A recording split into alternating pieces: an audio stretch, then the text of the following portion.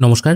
আজকের এই ভিডিওর মাধ্যমে আমরা দেখে নেব আপনারা কি করে WBCS ফর্ম ফিল আপ করবেন। ভিডিও শুরু করার আগে বলে দিই, WBCS ফর্ম ফিল আপ করার লাস্ট ডেট ছিল 9 ডিসেম্বর 2025, কিন্তু একটি সমস্যা থাকার দরুন অনেকেই ফর্ম ফিল আপ করতে পারছিলেন না, যার ফলে এই ডেট বাড়িয়ে 16 ডিসেম্বর 2025 করা হয়েছে। এখানে দেখতে পাচ্ছেন সেই নোটিশটি, যেখানে 9 ডিসেম্বর থেকে 16 ডিসেম্বরের কথা বলা হয়েছে। ফর্ম ফিল আপ আমরা কি করে করব সেটা আজকের ভিডিওতে আমরা দেখে নেব। psc.wb.gov.in এই ওয়েবসাইটে চলে আসার পর আপনাকে ফার্স্ট টাইম রেজিস্ট্রেশন করতে হবে। রেজিস্ট্রেশন করার জন্য ওয়ান টাইম রেজিস্ট্রেশন বলে ক্যান্ডিডেট কর্নারের নিচে যে অপশনটি আছে এটির উপর একবার ক্লিক করবেন। এখানে ক্লিক করার পর কিছু ডিটেল আপনাকে ফিল করতে হবে।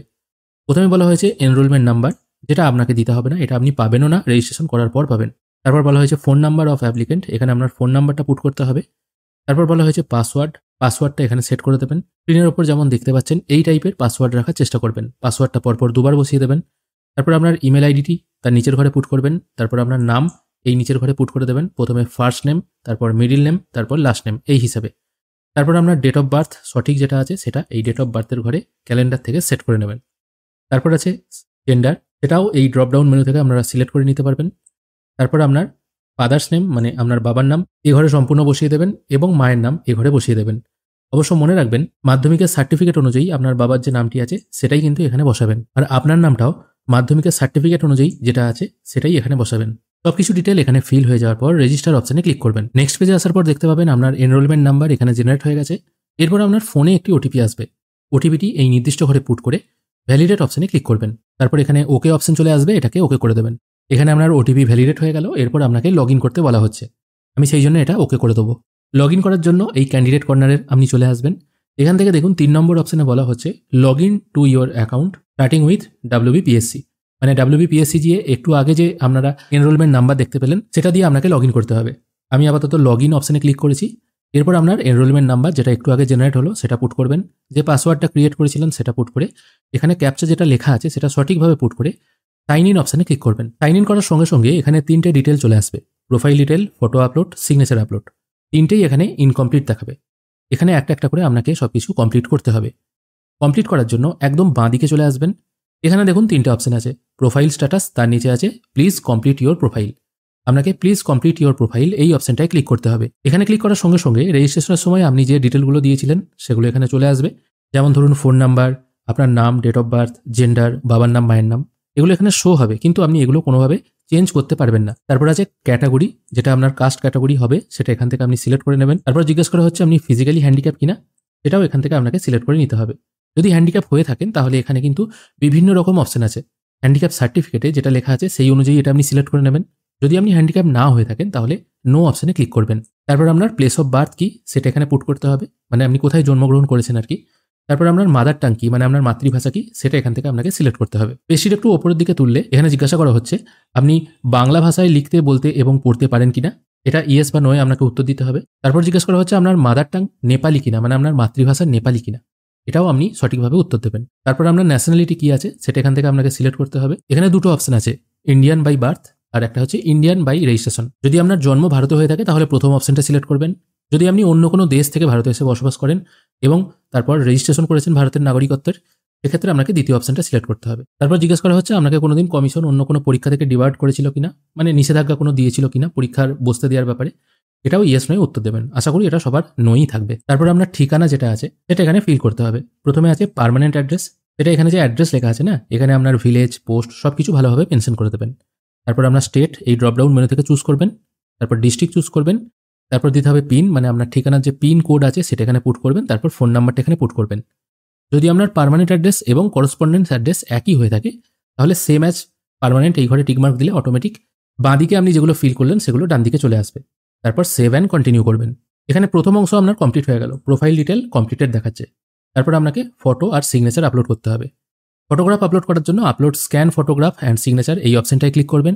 এখানে আপনাকে ফটো আর সিগনেচার আপলোড করতে হবে।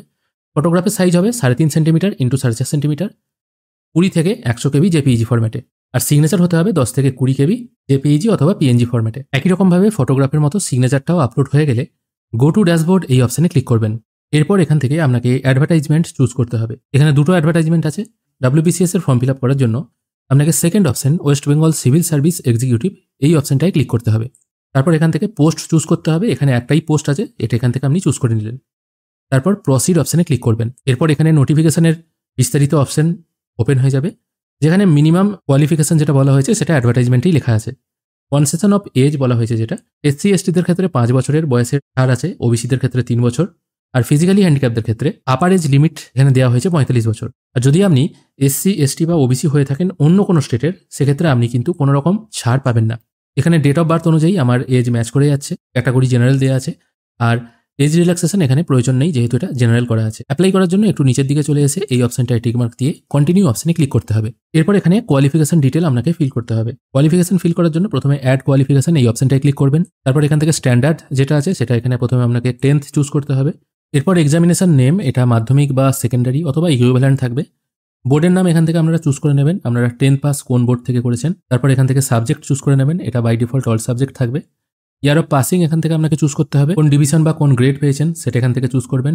তারপর এখানে পার্সেন্টেজটা পুট করে দেবেন। তবে পার্সেন্টেজ পুট করার সময় এই যে পার্সেন্টেজের সাইন আছে এটা দেবেন না। যদি আপনার 80% নাম্বার থেকে থাকে তাহলে শুধুমাত্র 80 লিখবেন। রিমার্কসের ঘরে কিছু লেখার দরকার নেই। তারপর সেভ অপশনে ক্লিক করবেন। সেভ অপশনে ক্লিক করার সঙ্গে সঙ্গে আপনি যে ডিটেলগুলো এখানে ফিল করলেন সেটা কিন্তু এখানে চলে আসবে। যদি ভুল হয়ে গিয়ে থাকে এডিটও করতে পারেন অথবা ডিলিটও করতে পারেন। এরপর আবার অ্যাড কোয়ালিফিকেশন এই অপশনটায় ক্লিক করবেন। এরপর এখানে সিলেক্ট করতে হবে 12 স্ট্যান্ডার্ড, এক্সামিনেশন নেম দিয়ে দেবেন হায়ার সেকেন্ডারি, বোর্ডের নাম এখান থেকে আপনারা চুজ করে নেবেন। সাবজেক্ট কি ছিল, মানে আর্টসে পড়েছেন না কমার্সে পড়েছেন না সায়েন্সে পড়েছেন সেটা এখান থেকে আপনাকে চুজ করতে হবে। ইয়ার অফ পাসিংটা এখান থেকে আপনি চুজ করে নেবেন, কোন ডিভিশনে আপনি পাস করেছেন সেটা এখান থেকে চুজ করবেন। তারপর পার্সেন্টেজটা এখানে পুট করে সেভ করবেন। এরপর আবার আপনাকে অ্যাড কোয়ালিফিকেশন করতে হবে, যেখানে আপনার গ্র্যাজুয়েশনের ডিটেল ফিল করতে হবে। এখান থেকে আপনাকে সিলেক্ট করতে হবে গ্র্যাজুয়েট। তারপর এক্সামিনেশন নেমটা এখান থেকে দিয়ে দেবেন যেটাতে আপনি গ্র্যাজুয়েশন করেছেন। তারপর কোন ইউনিভার্সিটি থেকে আপনি গ্র্যাজুয়েশন করেছেন সেটা এখান থেকে সিলেক্ট করবেন। সাবজেক্ট এখান থেকে চুজ করে নেবেন, কত সালে পাস করেছেন সেটাও এখান থেকে চুজ করবেন, কোন ডিভিশন আপনি পেয়েছেন এবং কত % মার্কস ছিল সেটা এখানে পুট করে দিয়ে সেভ অপশনে ক্লিক করবেন।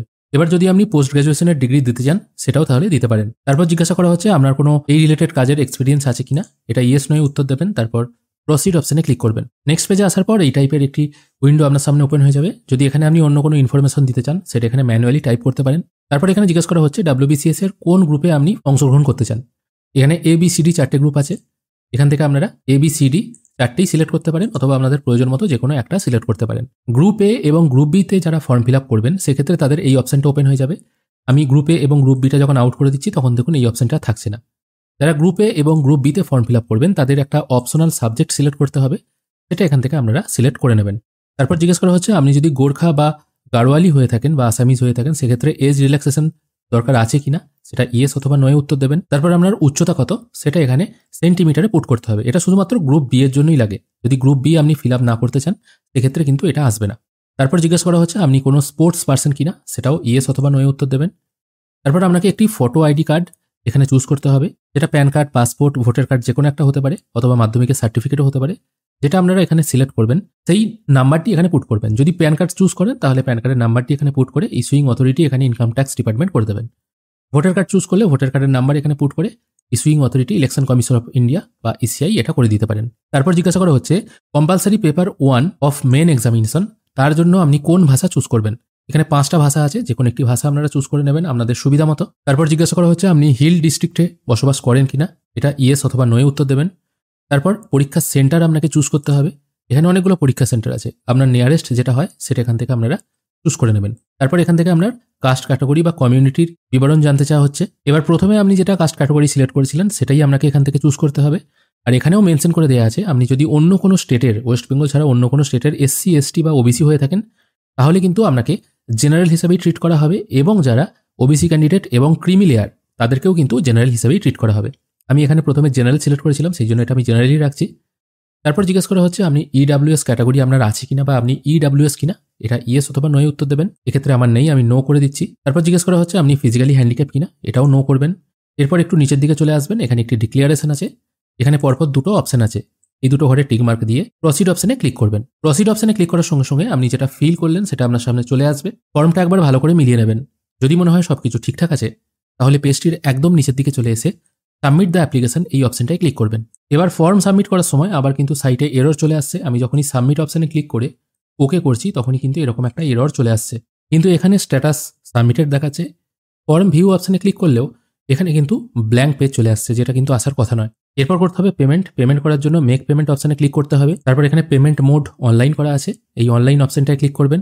এখানে দেখুন বলা আছে যদি পেমেন্ট ডিডাক্ট হয়ে যায় এবং যদি পেমেন্ট দেখায় ফেল্ড, সেক্ষেত্রে 48 ঘন্টা ওয়েট করে আবার চেষ্টা করবেন। আমি আপাতত অনলাইন অপশনটাই ক্লিক করছি। তারপর এখানে বিল্ডেক্স বলে একটি অপশন চলে আসবে, এটির উপরে একবার ক্লিক করতে হবে। এখানে আসার পর এখানে পেমেন্ট মোডগুলো ওপেন হওয়ার কথা, কিন্তু সার্ভার প্রবলেমের জন্য এখানে কোনো পেমেন্ট মোড ওপেন হচ্ছে না।